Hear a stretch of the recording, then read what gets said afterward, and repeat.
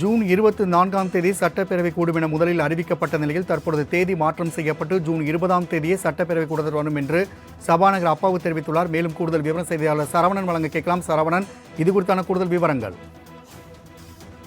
வணக்கம் ராம்குமார்.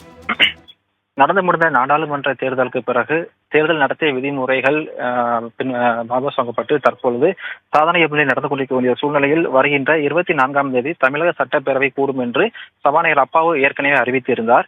இந்த சூழ்நிலையில் விக்கிரவாண்டி தொகுதியில் இடைத்தேர்தல் அறிவிப்பு வந்ததை தொடர்ந்து தற்பொழுது 4 நாட்களுக்கு முன்பாக, அதாவது வருகின்ற 20ஆம் தேதி தமிழக சட்டப்பேரவை தொடங்கும் என்றும் அனைத்து எம்எல்ஏக்களும் அதில் தவறாது கலந்து கொள்ள வேண்டும் என்றும் நெல்லையில் தற்போது செய்தியாளர்களை சந்தித்து வரக்கூடிய சபாநாயகர் அப்பாவு தெரிவித்திருக்கிறார். அது மட்டுமில்லாமல் கன்னியாகுமரி மாவட்டம் விளவங்கோடு இடைத்தேர்தலில் வெற்றி பெற்ற வேட்பாளரின் பதவி பிரமாணமும் நாளை சட்டப்பேரவையில் இருக்கக்கூடிய சபாநாயகர் அலுவலகத்தில் நடைபெறும் என்றும் தற்போது சபாநாயகர் அப்பாவு செய்திகளை சந்தித்து கூறி வருகிறார். ராம்குமார். சரவணன், தகவலுக்கு நன்றி.